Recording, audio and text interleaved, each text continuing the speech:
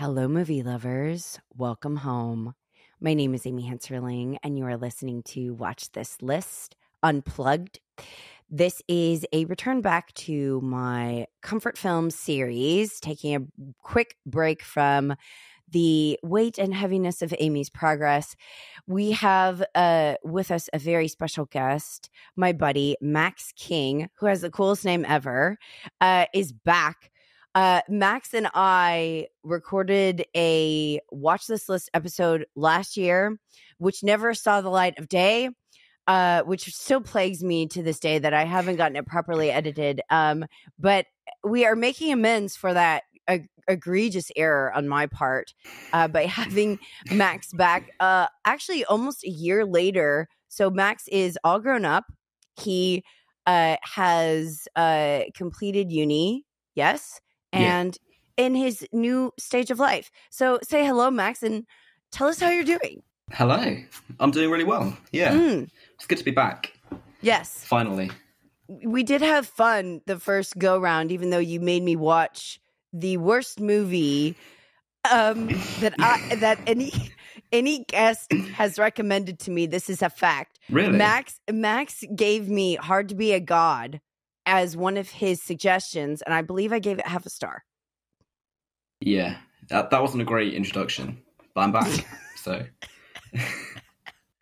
I want to say that this is like a sort of an honor, Max, that you that you supplied me one that I just could not get through happily. But that movie is a challenge, I would imagine, for anyone. Oh, yeah.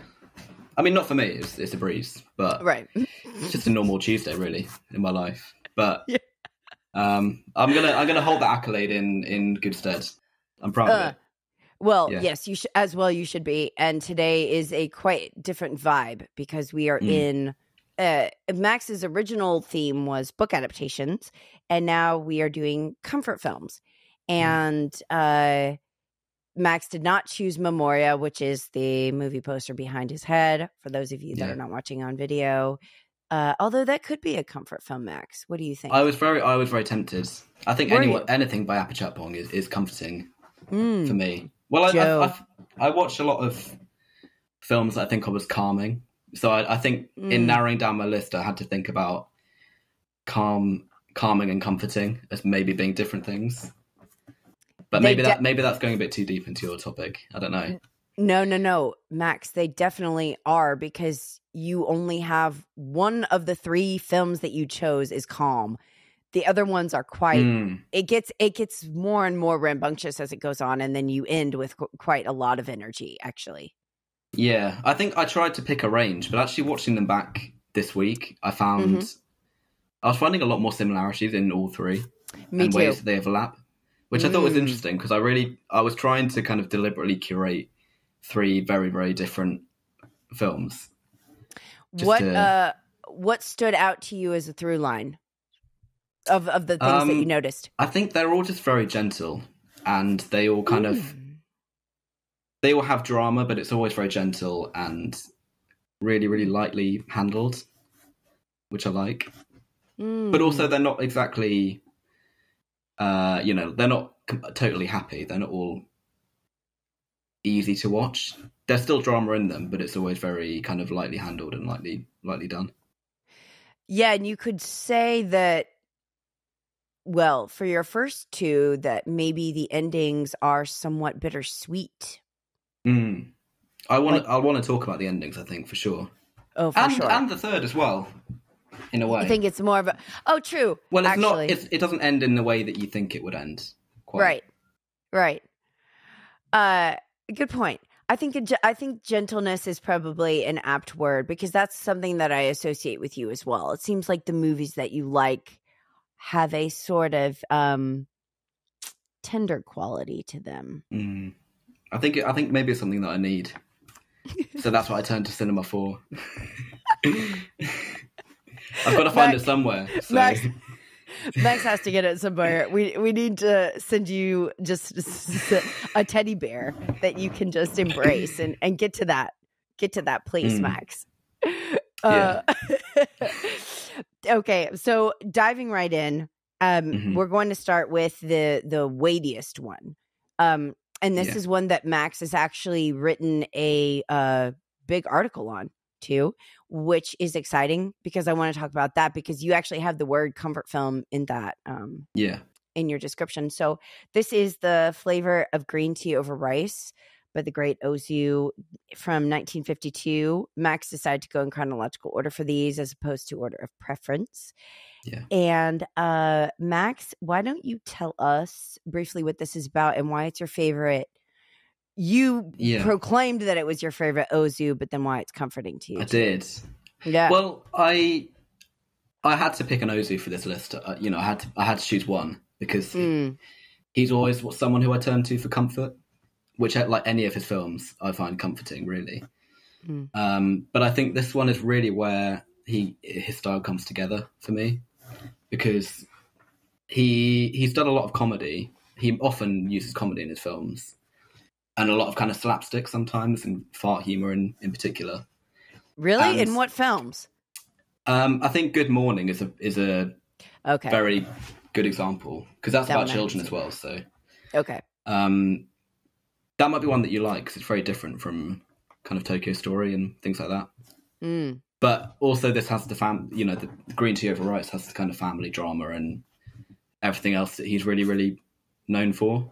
And I think it finds quite a coherent whole of just something gentle and bittersweet and kind of happy, sad, somewhere in between.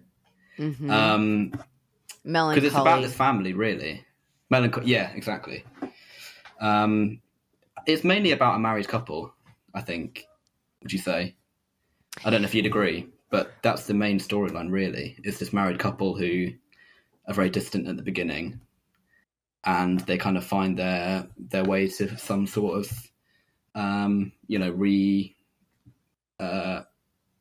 reunion, really, at the end. But it doesn't really sort of get going for a while, Max. Like, you don't see them together. Yeah, like it's kind of a slow sort of development, and then you're like, oh, this is about a marriage that's kind of having issues. It sort of leads into it, sort of kind of like Happy Hour, where it takes a while to get into, but then once you do, you're like, oh, okay, now I know what I'm watching.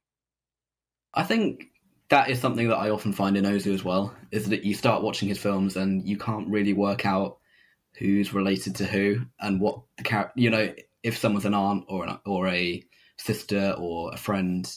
It's always really hard to kind of gauge the relations and what significance they might have. But eventually you kind of find out that it's, there's this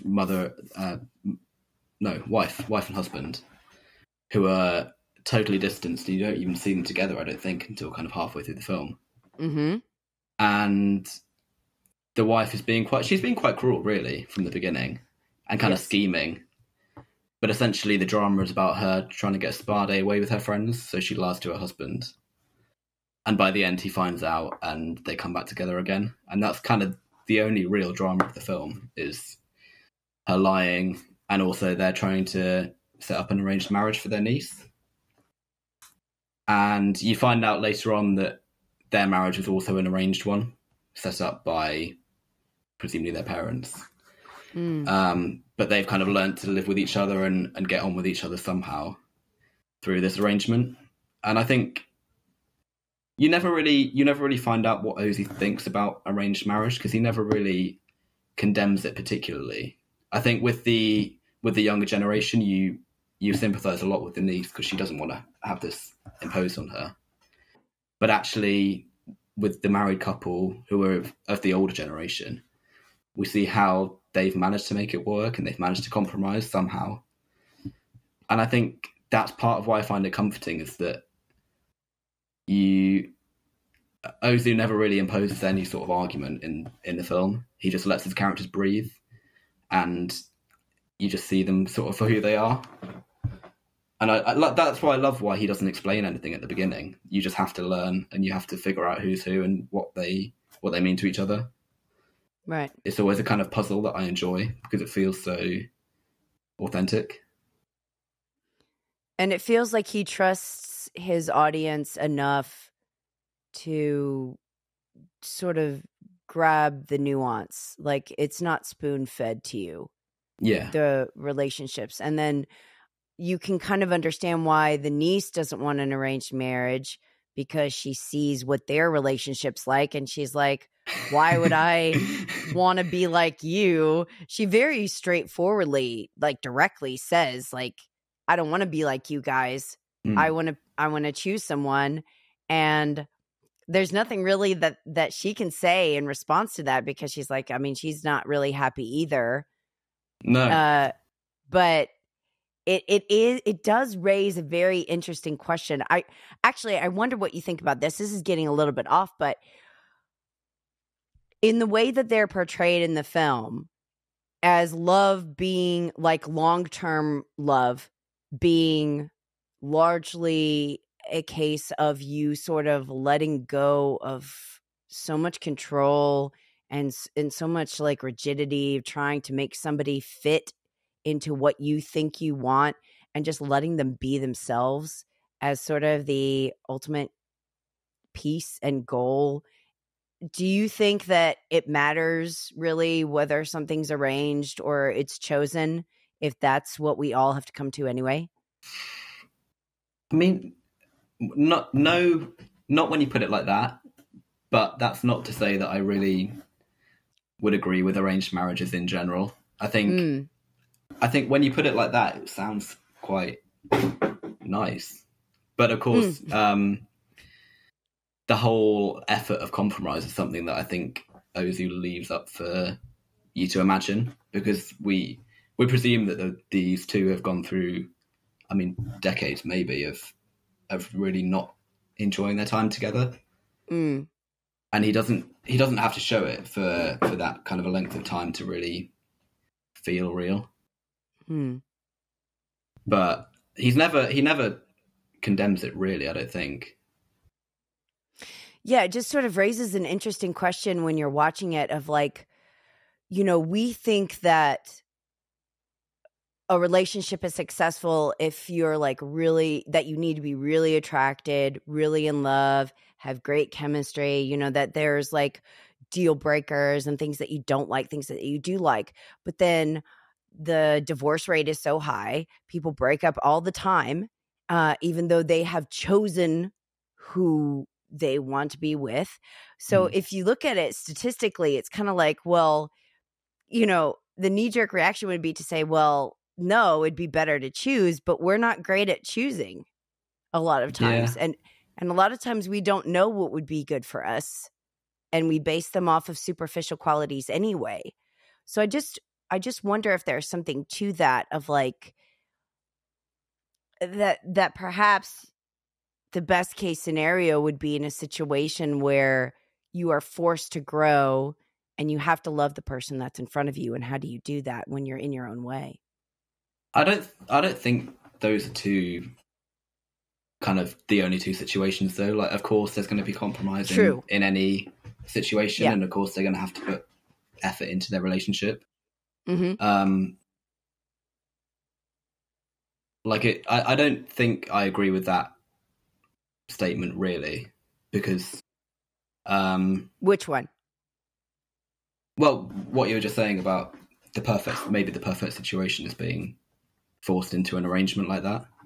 Oh, no, I don't mean like the perfect one. I just mean that maybe that's calling something out of a person that's a lot more beneficial to their own personal growth. Not that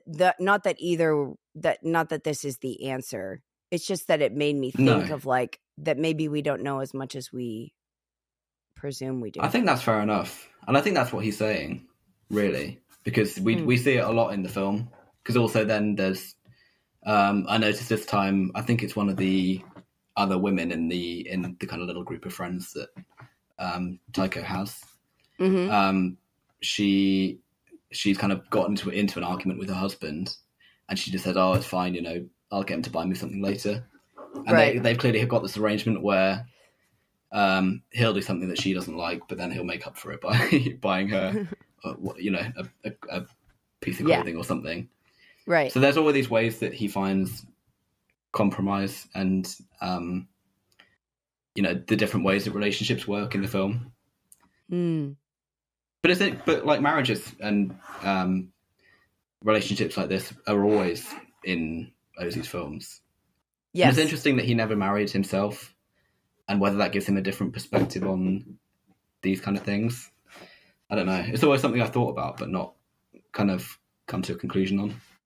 I think Ebert has actually written about that several times because he was such a... Oh, really? He was such a proponent of Ozu, and I remember reading one of them, I think it was on An Autumn Afternoon, where he was saying that he was very close to his mother, Ozu was. Yeah. I think he even lived with her for quite some time and then never married. And that, yeah, his perspective is a little bit as an outsider, but it's an interesting thing that it would become like a preoccupation almost to show it so often. It's like, it's always interesting when people make films about things that they maybe haven't experienced, but they have strong opinions about. Yeah, because often in his films about family, the marriage is kind of taken for granted. But of course, that central relationship is what the family is based around. It has to have been at some point. So it's something that is clearly a recurring issue for him. But also, of course, Oh, sorry. No, go ahead. Well, it's just that we're obviously coming at it from a very different perspective, especially on things like arranged marriage from our kind of Western 21st century perspective. Mm-hmm. Like, obviously, he is a director who's very much in touch with Japanese society at the time, and I think even at the time he was taken to be kind of a much more Japanese director than someone like Kurosawa was. So clearly he's going to have different things to say than maybe I would agree with on these subjects, but it's still interesting to see it. Yeah, they are very much human dramas, and they're always about the dynamics of relationships and intimacies and the ways in which people sort of finally like in this film when she's like, no, I'm not going to do this. Like he always has characters eventually like assert themselves quite firmly. I think that's why Late Spring is so sad to me. His best film, I think. Yeah, I love Late Spring, but it is very, very frustrating to watch because you want the person's desire to win out and not be sort of culturally stifled or defined. And so there's also this like weight on top of these films, I feel like, of like the pressing of society and expectations, not just within the family, but externally too. Yeah. But I think that's what makes this film a little bit nicer to watch and a little bit maybe more comforting, is that he ends not on the kind of central couple, but on this sort of burgeoning romance possibly between the two younger generation characters. Because it is also about this, it's very much about a split generation, right? We have characters who are,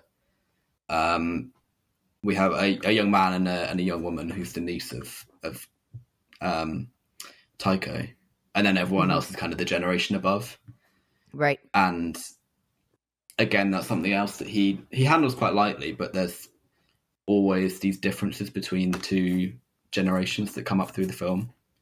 Right. Even at the beginning when they're talking about cinema, like cinema's quite clearly is kind of the young person's thing, and it's something that Taiko looks down upon, I think, because she prefers the theatre and other forms of entertainment, I think. And that's actually another through line between all three of your films, is that you have two movies about people who love cinema, and then you have one where somebody loves music. So they're very like arts centric, where people kind of filter reality, they see reality through their sort of marriage of that as the medium of understanding. Yeah. No, that was something that I'd noticed as well. But I think it's probably something that I keep coming back to. Yeah, because we do it, right? Yeah, exactly. Like cinephiles, people who love movies do the same thing, right? But then maybe I hadn't really thought about it when I was watching, but maybe there's also a kind of gendered thing going on, because it's always the niece who's going to the cinema, and it's the men who go to baseball and cycling. Mm-hmm. But I hadn't really thought about that when I was watching. It's just come to me now. Yeah, see, I just watched Crimes and Misdemeanors last week, and Woody Allen's character Clifford was that character where he went to the movies every single day. So he was the male that was going to the cinema constantly and saying, people were like, that life isn't like the movies, but then he has Mia in your next film being that central character. Before we move on to the next one, though, we have to mention the food, because I know that's something that you like, that you find comforting, right? Is all the eating in Flavor, and the ramen you can't see. It might just be me, but I've never wanted a bowl of like plain rice more than I do when I watch this film. I love how the food is never really like it is very much a metaphor, because they talk about it at the end, don't they? About the flavor of tea over rice being the kind of melancholy ordinariness of their marriage. Cozy, down to earth, without affectation. But kind of sad as well. Yeah. There's a kind of acceptance in that there are better foods out, or that there's something better out there, but you've accepted something a little bit worse just because you have to. Unless I'm reading too much into it. I think that's what the husband is saying. I think that's true, as well as maybe like an appreciation for the ordinariness of life, like the mundane. Yeah. They kind of go hand in hand. Right. Because you're sort of, resigning to something because you are eliminating other options, but that doesn't mean that you can't sort of make an ordinary situation sacred. Yeah. And that's very much what they do at the end. Right. It's almost like a ritual. Like it almost feels like a religious thing that happens, like the breaking of bread together sort of event. Yeah, and it's kind of like their first coming together as well as a couple. Like I don't think they talk about age, but we imagine that it's the first time that they've really done that for maybe decades. Yeah, and the way she describes it to her friends afterwards is so transparent. I like the way that Ozu sort of reminds me of my favorite writers, like Hartley and who was it the other day I was thinking of? The guy who wrote Virginia Woolf, Lehman, where the emotions of the people are so like very clearly, bluntly expressed. And this is like that, where she just says, like, I started sobbing, and she's just very, very open with how she talks about her emotional state. Oh, I love that bit. Yeah. Yeah. And I was a bit worried that she was almost being too horrible through the film when I was watching again. Like, she's a little bit of a harridan kind of towards the end, but I think it's saved at the end when she finally cries and kind of finally has that realization. I don't think Ozu's being too harsh on her. I hope. Well, and I think it also shows that the culprit is so often lack of humility, just in general, with relationships with anyone. And when you sort of break and you're like, oh my gosh, I have totally misread this situation. I'm genuinely sorry. Yeah. You can really just let so much in with that sort of openness. But a lot of us are so hesitant to even get to that point of saying. But I think you do get that a lot in Ozu, and that's what I go to him for, is that sort of openness, but also lack of... People are open about their emotions, but he never hammers it home as a filmmaker. He's very calm and very kind of reserved. And I think that's quite a nice tension that I find in all of his films. Like, I was watching Floating Weeds the other week. I don't know if you've seen it. Yes. And I think it's my least favourite Ozu that I've seen because I really didn't like how horrible the main character is, the main guy. Mm-hmm. Like, he's just... His emotions are just ugly throughout, and I thought that was so... It felt so uncharacteristic of Ozu to me, to make him so, like, nakedly horrible. Because I'm used to his characters being so complex, normally. But maybe that's just me. No, but maybe also it's just like he's asking us to be as non-judgmental of his characters as perhaps he feels. Because I think he just doesn't judge anybody. The way the camera moves and the way that the characters are presented, I feel like it's just such a non-judgmental space. And so it's almost like we are challenged not to judge them either. And to just like try to accept them, because that's why I think the end is so powerful. Not necessarily that she confesses, but that he says it's okay. Like, he's like, I understand. Like, he's very moved, and he's like, I'm grateful that you said that. But it also, he already accepted her fully before she even said that. And if she had never said it, he would have loved her the same. And that's very powerful, I think. Yeah. So, I mean, he's a nice guy. Yeah, he is a nice guy. Reliable, right? That's the biggest value, is reliability. Yeah. Okay, so flavor of green tea over rice. Very, very good food for thought. Good one. Thank you, Max. And then your next one is a very joyful Purple Rose of Cairo, directed by Woody Allen from 1985. Tell us why you love this one, Max. I mean, it's just joyous, isn't it? I mean, yes, it is. There's something about a film that's I was thinking about it the other day. I don't think I've seen a film so kind of clearly about watching films. Like, we have a lot of films about films, but it's usually about filmmakers, right? And the kind of studio business. And I don't know if I can think of a film that's just about, like, purely about the pleasure of watching a film. But I mean, it's just everywhere in the Purple Rose of Cairo. Really, it's such a simple idea.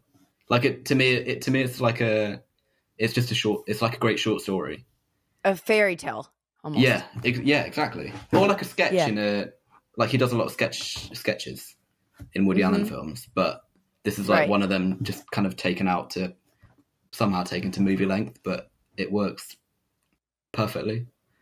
He also reportedly said this was his favorite film that he ever made. I mean, I never thought I'd agree with Woody Allen, but it's certainly my favorite of his. Well, what he said exactly was that the film, as it ended up being, was the closest to his vision for it of any of his films. And that it was also his personal favorite, but it was also that the way that it ended up was the closest to what he meant to say. And this is a movie with Mia Farrow, Jeff Daniels. Who else is in this film, Max? They're the main. Yep, Danny Aiello. They're the main people, where she is like a total movie lover and goes to the theater like every day. And one day something very magical happens, and then Woody Allen treats this like insane scenario with like terrible seriousness, which I love. Yeah, like how everyone's reactions to this are extremely practical, as if this isn't ludicrous. That is so genius. Yeah, that's part of the fun of this, is that they treat it like somebody's like, this is impossible, and he's like, well, how do we know it's impossible if it just happened? It just takes the first time for everything. And it's like, oh, okay, we're just going to go with this, Yeah. But that's perfect, really. It's perfect. I think if there'd been a hint of irony, the whole film would fall apart. You kind of need that absolute sincerity to the idea to make it work. Right. So the whole thing is like about what is fantasy, what is reality. And then it also is about movies, but not in like a day for night way, like you said. It's not in it's not in a movies about making movies way. Because equally, it kind of serves as a metaphor or a kind of literalization of what we feel when we watch movies. Like that moment that Jeff Daniels steps down off the screen. Like I think we've all had moments like that where we think, you know, have they looked at me? Or you can't when you're so caught up in a film, and it's just like you're there.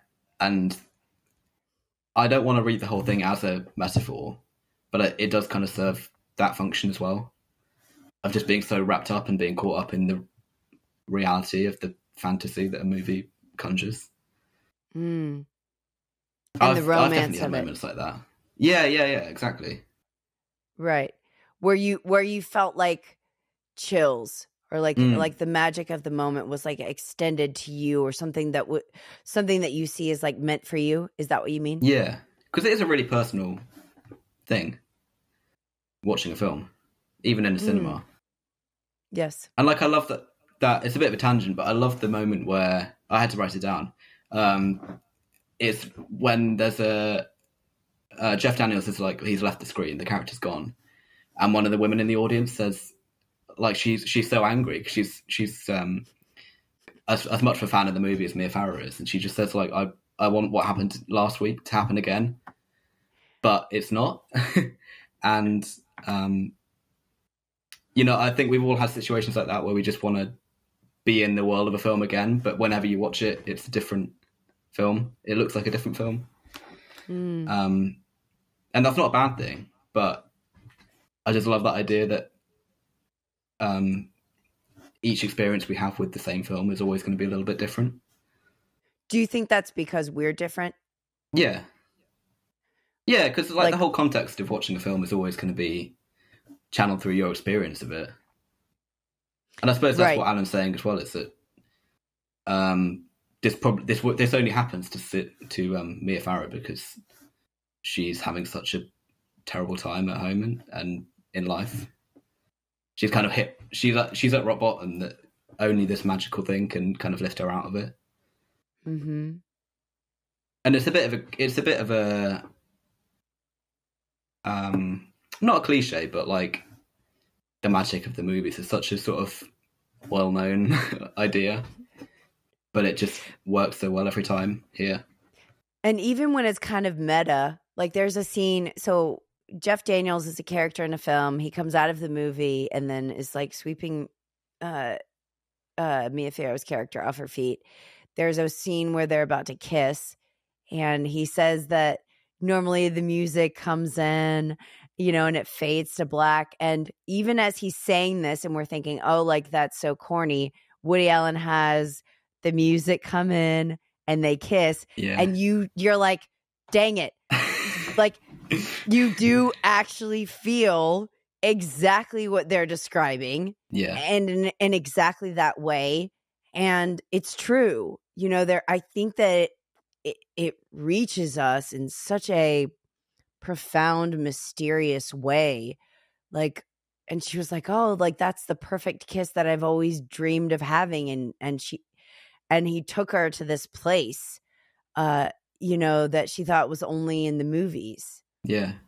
And she says it with such sincerity, that it does resonate in some deep way. It really does.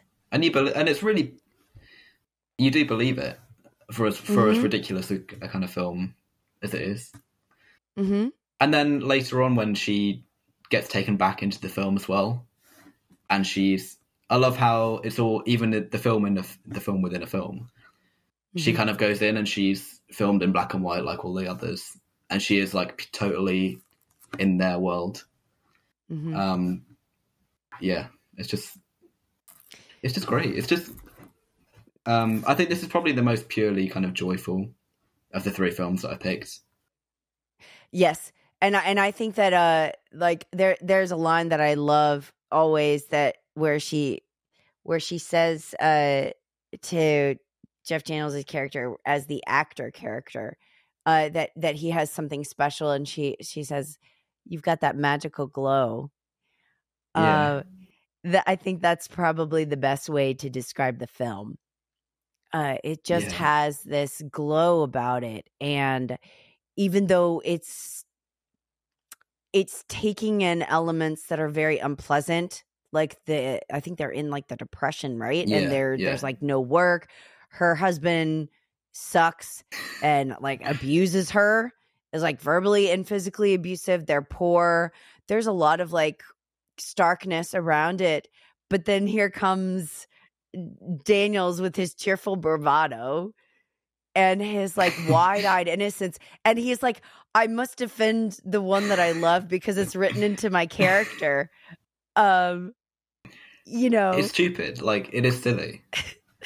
But and I kept like I always watch it and think that it shouldn't work because, like you said, it is so. It does go hard into the real horror of her life. I like that moment where she walks out on her husband, but then she kind of sees that equally life would probably be worse if she wasn't living with him, as horrible as he is, and decides that she can't go through with it. I mean, it's like, it is grim. Yes. But then she has the movies as well. What do you think of the ending? Do you think it's a happy one? I was just about to ask you that. I know you were. I'm beating you to it, Max. Well, because I remember we were shown this film on one of my modules in university, and it was a module where they just picked out films based on films that were like about film. I remember there was a long discussion about what people thought about the ending, and I still haven't made up my mind on what I really think. I think it ultimately is a happy one because she is back at the cinema again, and we see her like once again wrapped up in the, like, she does have that sort of fictional outlet, even if it's not Jeff Daniels running off the screen. She has something to go back to. But obviously she is living with her husband and etc. etc. But I think it is a happy one, really, in terms of her other kind of possible outcomes. Yeah, Alan said himself that it was a happy ending, or he felt that it was. Oh, really? And I think I thought it was too when I first saw it. I remember my friend Joel and I had done this for one of our watch lists, and he thought it was a very depressing ending at first, and then rethought it through. I had that journey as well. Yeah. Right. Because initially you're like, well, she's got nothing except this, and that's depressing. But then she's like watching Fred Astaire and seeing sort of the, I don't know, maybe it's like the ability to appreciate the escapism portion as a sort of balm, as opposed to needing your life to mirror it. Just having, it's almost like how you think of like dessert in life. You don't need to be eating it all of the time, but when you do have it, it can sort of make the rest of it a little bit more bearable. Yeah, I think that's true. Like, it's probably significant that the film she's watching at the end is like a musical. It's not like a kind of a drama or anything. It is a purely escapist moment of cinema. And also the fact that you can have all of these different things going on at the cinema as well, like the kind of the range that we see her going to watch. She has all of these possibilities that she can imagine herself in for a day or for an hour. Right. And that's kind of the joy of it, really. It's just having these short moments. To be somewhere else. Exposed to different stories. Yeah. Yeah. It is a little bit bittersweet, as your first film is. Yeah. Because it is really cruel as well, what the real Jeff Daniels does. Yeah. I always forget. He kind of uses her deliberately, and then he has this somber moment where he feels kind of bad about it. But probably short-lived. I guess that's even ambiguous too, because he doesn't really talk about it. He just you just see him on the airplane. Yeah.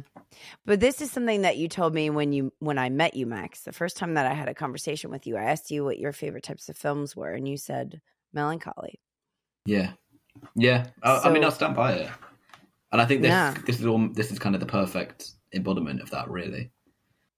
But also joy. It is very bright-eyed and sort of wistful almost. Mm-hmm. But yeah, like the music shop scene, I can't watch it without smiling. Yeah.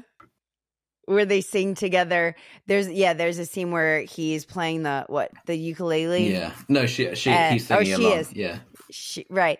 And then they quote lines together from the film, and he's like, "Oh, you know all the lines." That's really it's a very sweet moment because it almost seems ad-libbed. Yeah. Where he's like, "You really know this," and then they kiss, and yeah, that also reminded me of the movie History Boys, where they reenact a scene from Brief Encounter. Yeah. But just that love of that.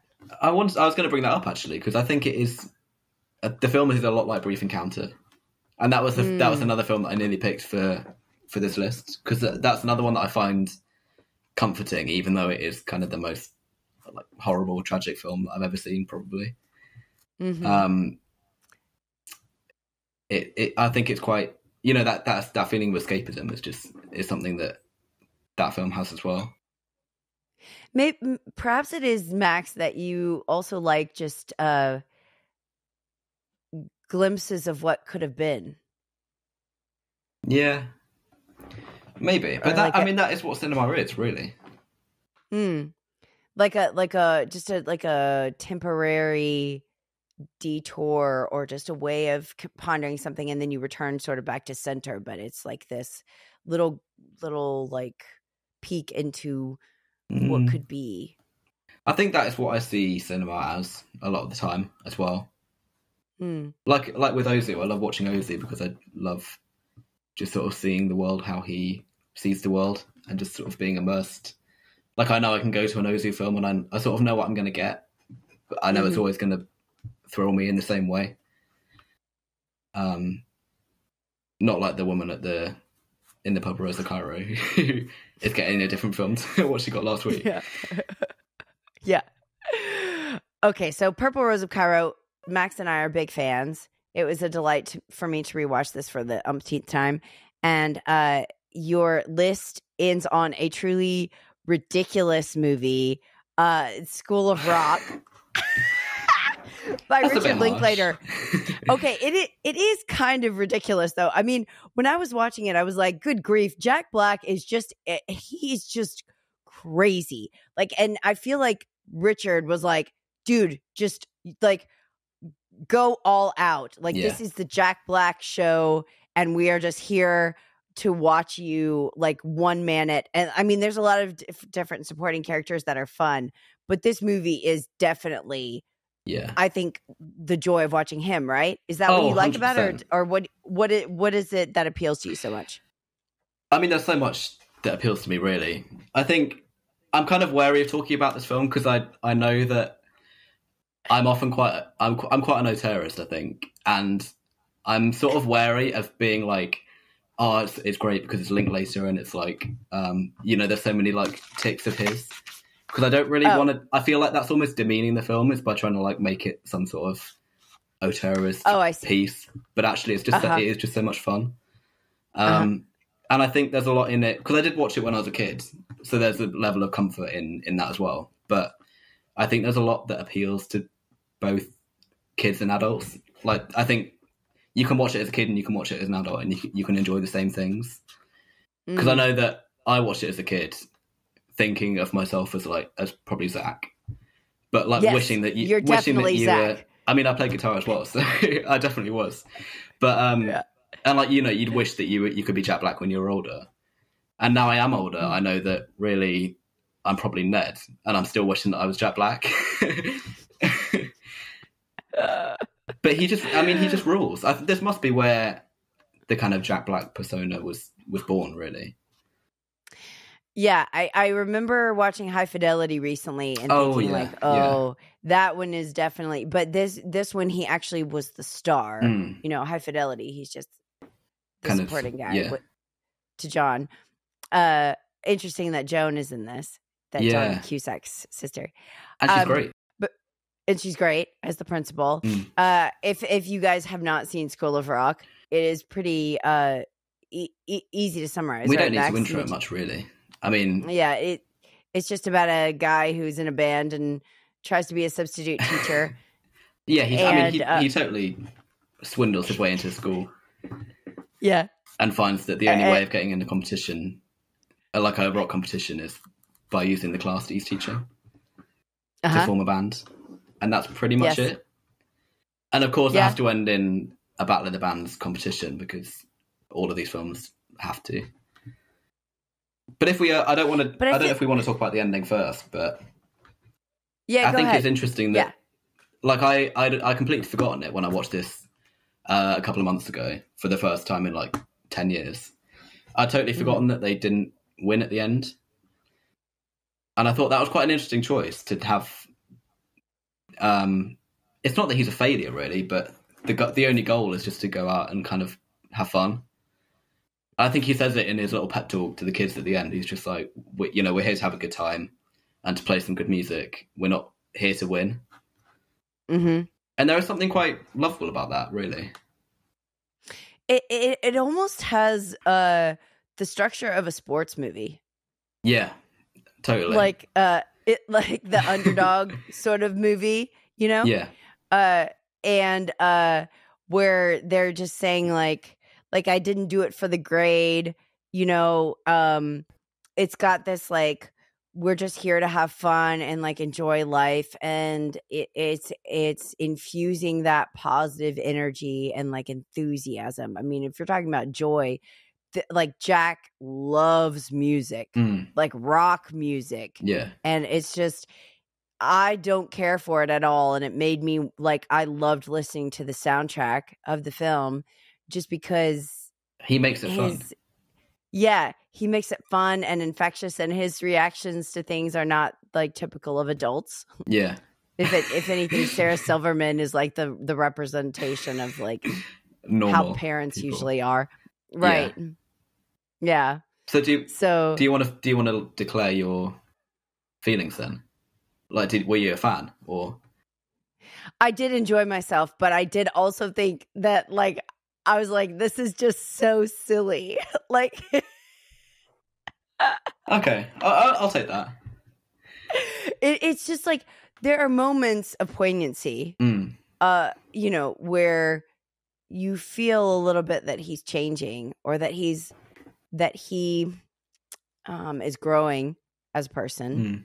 But that's not really what's about. I mean, it is a comedy, and it's kind of I think, like I said at the beginning, I sort of don't want to try and like make any great claims to this film as like art, but I did watch it not the last time I watched it, but when I came back to it after kind of being a kid, I watched it the same day that I watched Inside Llewyn Davis, like totally by chance. And it was kind of weird how much they lined up, because he is quite similar in that he's a loser, and like he's really good, but he's just not quite good enough.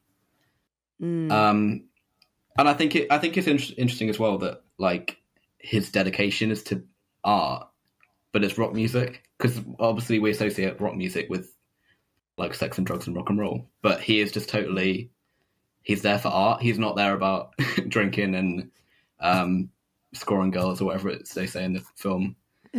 He is like genuinely dedicated to art in quite a sincere way, but then it's to like Led Zeppelin and Metallica and all of these bands that we don't see that association with. So I think there is something interesting in that, and something that we don't see very often. Yeah, and also in it's kind of a similar, like he and Oscar Isaac's character as Llewyn Davis both have a acute condescension towards people who are not, you know, like don't know what is really good. You know, they're like, get out of here, like that sucks, or like you don't know about the greats, and like there is this sense of like snob, this great snob energy that I like. Definitely in Llewyn they're Davis, so passionate. But I think at least in School of Rock, I think he's a bit more kind of he's doing it because he thinks that people can find joy in it as well. He's not just sort of advocating it because they're the classics. He's like, yeah, but you're when the missing out kids on are so like, much fun. No, but when the kids are like, "Oh, Christina Aguilera," he's like, "Get out of here!" Oh, like okay, he reacts very violently when all the kids say what their favorite singers are. He's Liza like, Minnelli. "Who is?" Exactly. That's what I'm referring to. Yeah. Is when he's just like a total snob about it, and he's like, "All right. Like I'm gonna have to now. I'm taking this very seriously because you guys don't know what the heck you're talking about, and we're gonna have music education." As well as like teaching you the fundamentals. So I like that because it's just so, it's like, let me help you, but also insult you at the same time. Yeah. But I think I love sincerity, and I love people being sincere about things that they like. And I love seeing that here.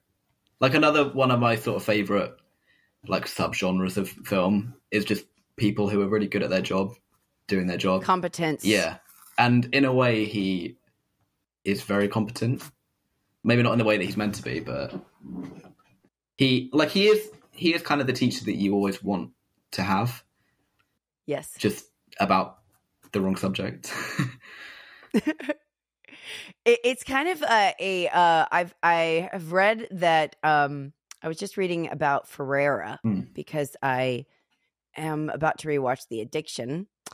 And I was reading about The King of New York, and Christopher Walken and Lawrence Fishburne were saying that what they love so much about Ferrera is when they would have an idea, he'd be like, "Yes, go for it. Great. Like, let's try that." And they felt so encouraged and positive and empowered to just kind of go off their instincts. And Walken was like, there's no greater energy to be around. Jack Black in this movie is that person where you kind of may feel timid or like that you're afraid to express a bad idea. And he's like, "No, man." Like that, like when the kid has that song and he's like, "No more secret songs." Yeah. It's almost aggressive in its positivity in a way, but that's so affirming and it's the opposite of what we normally expect. Yeah. When we sort of are vulnerable. And maybe the film is a bit emollient because it has absolutely no time for drama in the school. Like the kids are there's no sense of any bullying or teasing or anything within the kids. Like all of the drama comes from the parents and the other teachers. But I think that's kind of what makes it a little bit more universal almost, and just something more purely enjoyable. Right. Because if it was more of a kids film, I feel like the drama would be among the kids. But I think because it's maybe more of a family film than a children's film, they kind of separate that out. And Linklater often has that kind of like hangout vibe where there's not a tremendous amount of conflict. Yeah. I mean, Everybody Wants Some is one of my absolute favorites. I could watch that every day, and that has very little conflict. Real conflict. I mean, he makes a lot of hangout films that aren't like, you know, it's kind of like got an underlying positive vibe to it where people are really kind to each other and listening, Yeah, you know, and paying attention. But what's more comforting than that? Good point. I don't know much Linklater really. Like I've seen, like Beyond the Before films, I haven't seen any. Right. But I still like that. I still find it. I will still find this comforting, even though I'm not like a kid anymore. Right. Yeah. It's just the unbridled enthusiasm. I think that you're onto something too, where it's like when somebody's passion for something meets an outlet wherein they can help others or like express it in a way where it's contagious and then other people can receive it and then feel empowered by the person's passion. It's like that's the ultimate goal, right? It's one thing to just express it. Like in Cecilia's case with Purple Rose, she's kind of the only one who benefits from her passion. Yeah. But in School of Rock, he's able to change the lives of a lot of people because he's in the right context. Yeah. And you do still get moments that aren't totally joyful, like with the head teacher. Mm-hmm. But Right. I mean, I guess he's not able to do anything about that because it's not like she's in his class or in the band. But you do find, like, again, that's where the kind of gentle drama comes in. Like that, you do get that moment where Joan Cusack kind of curls up into the corner and cries in the school hall. But that's sort of the only real glimmer of something dark going on in the film. Right. Yeah. I think there is a sort of niceness. Do you like Moneyball, the movie Moneyball? I haven't watched it. Oh, Max. Sorry. Another one. Well, that's another example where there's a good balance between competence and a sort of ease with which you could watch something and sort of just like get into the groove. And Moneyball is strangely comforting in a weird way, even though it's a sports film and it's got a lot of statistics and figures and stuff. And Sorkin wrote it, but it is oddly soothing. Yeah. In this kind of similar way. Well, I mean, when I was putting together the list, I think I was thinking about what I do find comforting, and often just something that is like well made can be comforting, whatever the genre, even if it's like Brief Encounter. You know, I find comfort in it because I know how it's going to make me feel. It'll make me feel like that because it's so well put together. Yeah, and even though it's going to make me cry, I'm going to find comfort in that as well. Yeah, it's relaxing to be around like mastery. Like when you know that it's almost like, you know, when I sit down to watch a film and I'm familiar with the director and I know that I can trust them. Yeah. The movie it's already going to have a positive effect, whether I relate to it or not, because you know you're in the hands of somebody you can trust to be great. And I think it comes down to repeat viewing as well. Like, back to that woman in the Purple Rose to Cairo. Like, I want something that I can return to and like find new things in, but also know how it's going to make me feel and know that I'm going to be know that I'm going to be moved because that's all I really want. Is to be moved. Yeah. Very true. That's a great note to end on, Max. Yeah. So if you want to be moved, these are the 3 films. 100%. In various different ways. Even School of Rock. 100%. Flavor of Green Tea Over Rice. Purple Rose of Cairo. School of Rock. I'm only sad, Max, that you didn't have your third film have a color in it because you have green and purple. I didn't even notice that. You missed an opportunity there, but other than that, perfect list. And it was a delight to have you back for real this time. And I hope that everybody, yes, of course, hope that everybody reads your reviews because you're a terrific writer as well. Well, thank you. Right back at you. Yeah.